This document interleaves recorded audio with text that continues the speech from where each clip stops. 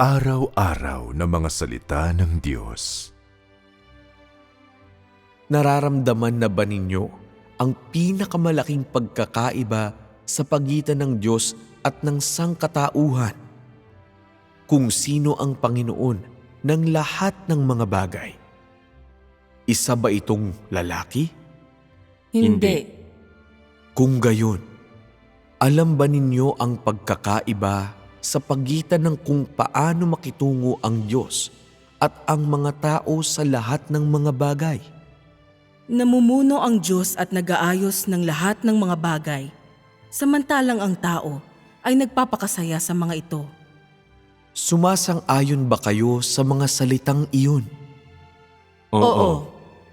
Ang pinakamalaking pagkakaiba sa pagitan ng Diyos at ng sangkatauhan ay ang Diyos ay namumuno sa lahat ng mga bagay at nagbibigay buhay sa lahat ng mga bagay.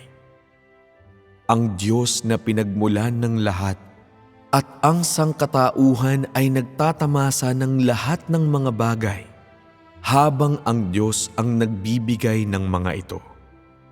Sa madaling sabi, nasisiyahan ang tao sa lahat ng mga bagay kapag tinatanggap niya ang buhay na ibinibigay ng Diyos sa lahat ng mga bagay. Tinatamasa ng sangkatauhan ang mga bunga ng paglikha ng Diyos ng lahat ng mga bagay, samantalang ang Diyos ang Panginoon. Tama?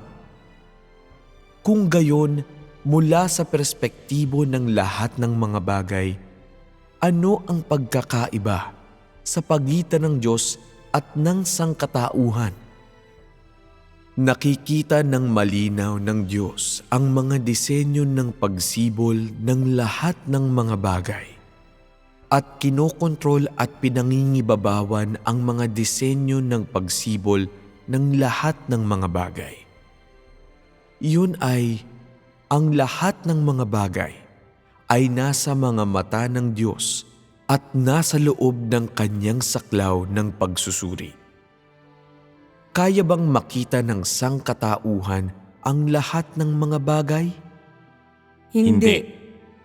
Ang nakikita ng sangkatauhan ay limitado lamang. Hindi mo matatawag iyong lahat ng mga bagay.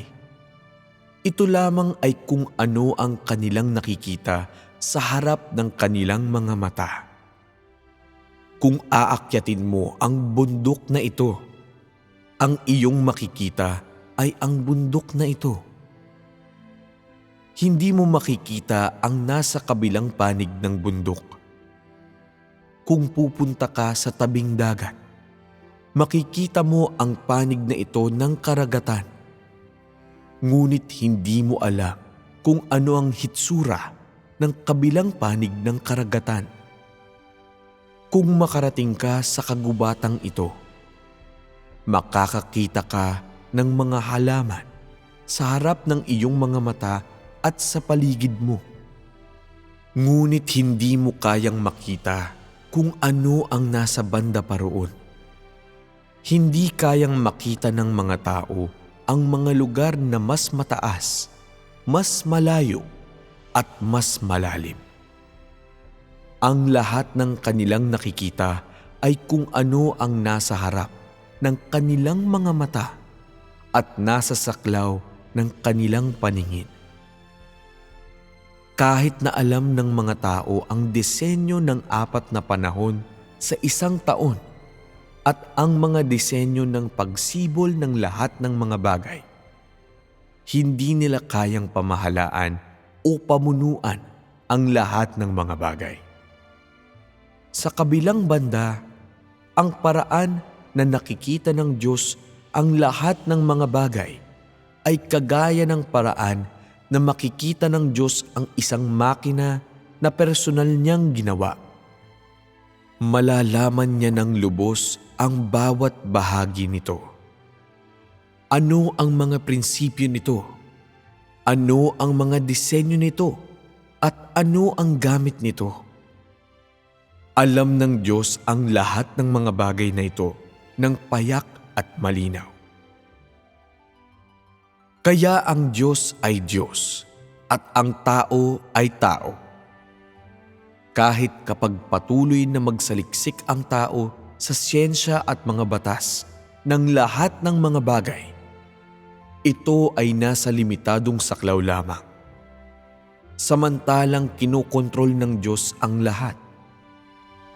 Para sa tao, iyon ay walang hanggan. Kung nagsasaliksik ang tao ng isang bagay na napakaliit na nagawa ng Diyos, maaari nilang gugulin ang kanilang buong buhay sa pananaliksik dito nang hindi nakakamtan ang anumang totoong resulta. Ito ay kung bakit mo ginagamit ang kaalaman at kung ano ang iyong natutunan upang pag-aralan ang Diyos. Hindi mo kailanman makakayanang makilala o maunawaan ang Diyos. Ngunit kapag ginamit mo ang daan ng katotohanan at pagsumpong sa Diyos at tumingin sa Diyos mula sa perspektibo ng pagkilala sa Diyos, kung gayon, isang araw aaminin mo na ang mga gawa ng Diyos at karunungan ay nasa kahit saan, at malalaman mo rin kung bakit ang Diyos lamang ang tinatawag na Panginoon ng lahat ng mga bagay at ang bukal ng buhay ng lahat ng mga bagay.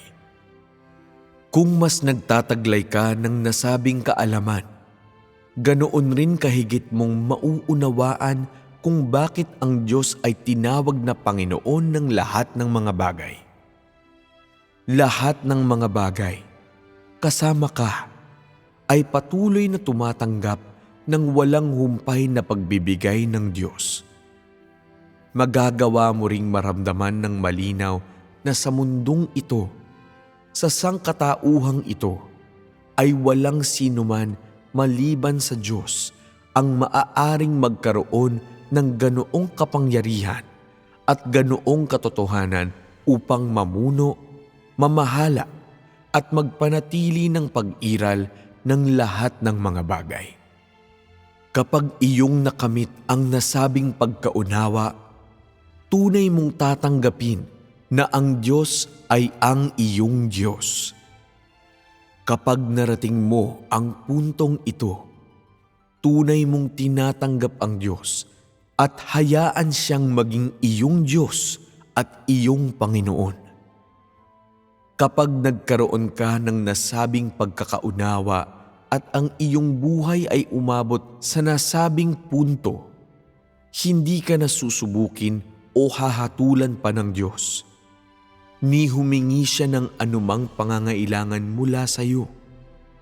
Dahil nauunawaan mo ang Diyos, nakikilala ang kanyang kalooban at tunay na tinatanggap ang Diyos sa iyong puso. Ito ay isang mahalagang dahilan para sa pagtatalakay ng mga paksang ito tungkol sa pamumuno ng Diyos at pamamahala ng lahat ng mga bagay.